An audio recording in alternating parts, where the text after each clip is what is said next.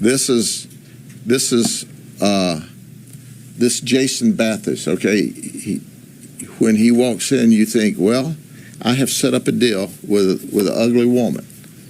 And I think you would all agree that this guy's an ugly woman, right? And we are back, and we're back, y'all. Thank you for watching today. Go ahead and hit that like button, my people. You know that it helps us out a ton. And of course, it helps you because it helps us keep bringing you this wonderful content. And it only takes you a little flick of the finger.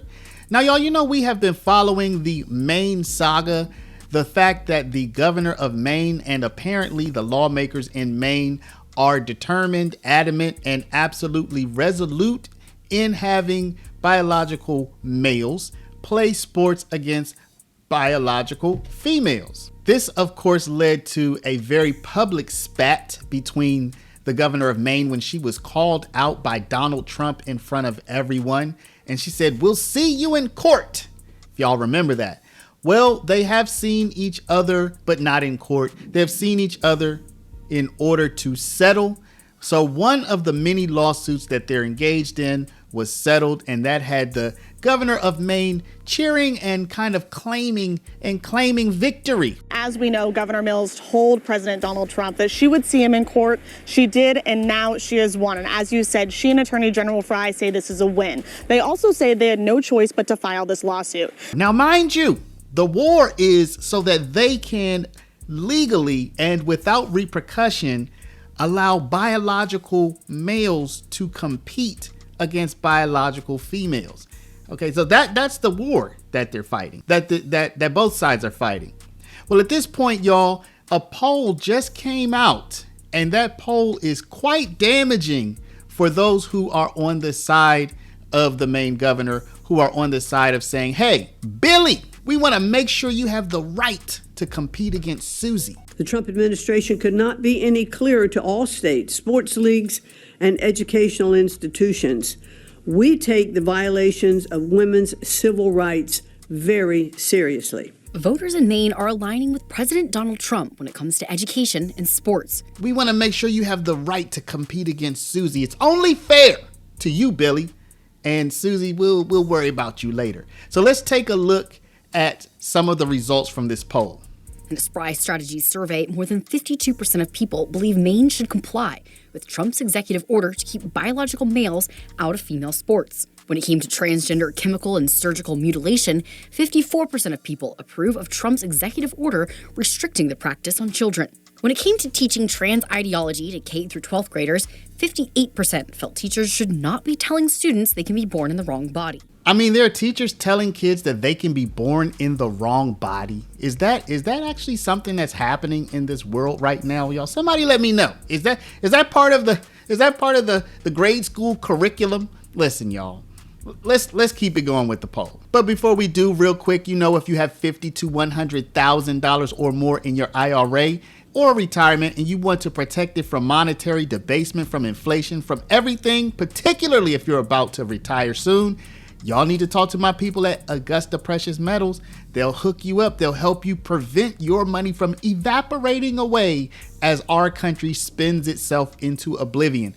Go to Paralegold, PARALEGOLD.com or call 844-651-8334, 844-651-8334. 2/3 of people do not want counselors to promote transgenderism as an option to their children. And an overwhelming 68% did not want teachers to be able to hide a child's gender identity from parents. Even more, 77% oppose schools from being able to prescribe hormone blockers to children without parental consent. The state has come into the spotlight due to Governor Janet Mills' belief biological boys should be allowed to compete in girls' sports, and the governor's refusal to abide by Trump's keeping men out of women's sports executive order.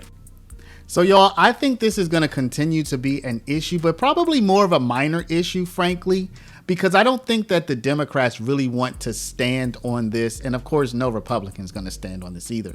I think we'll see the small fringe Democrats continue to fight for this.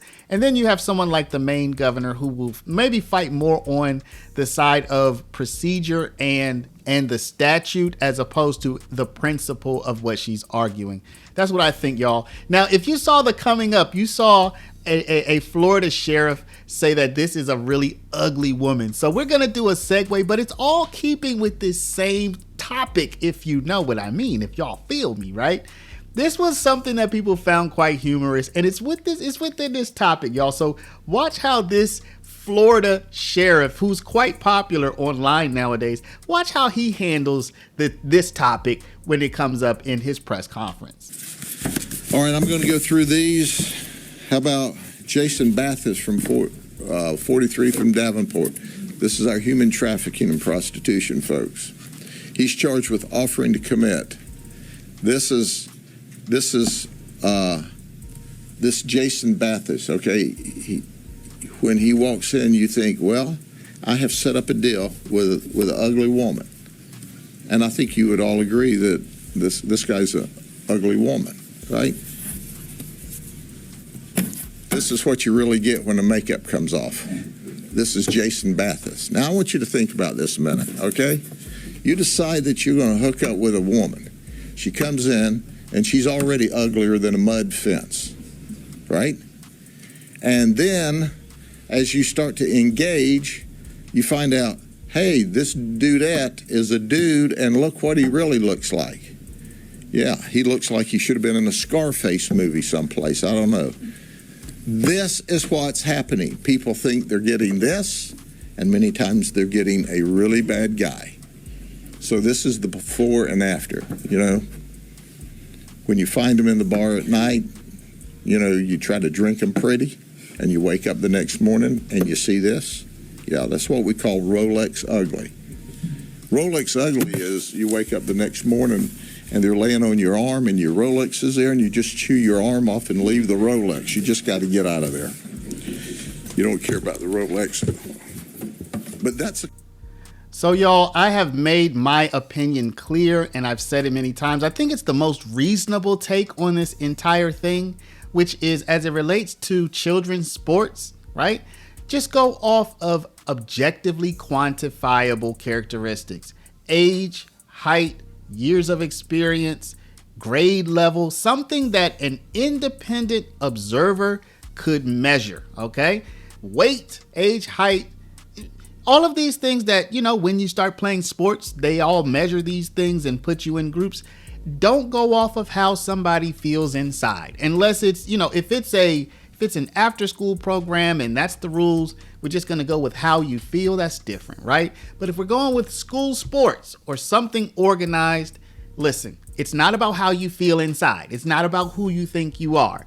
It's about your objectively quantifiable characteristics. Now, do you agree with me or do you disagree? I'd like to hear from y'all. Let me know down in the comments. But before you do, please stop, hit the share button, share this video out over email, text message, WhatsApp, Facebook, Snapchat, Instagram, all of your favorite social mediums. And of course, if you're not a subscriber, please do subscribe. Y'all don't forget to go down, click the link paralegalgold.com. If you have $50,000 to $100,000 or more in your retirement and you want to protect it from the crazy devaluation of the US dollar, especially if you're about to retire, or call 844-651-8334. Thank y'all for watching. Love y'all. We'll see you back in the next one.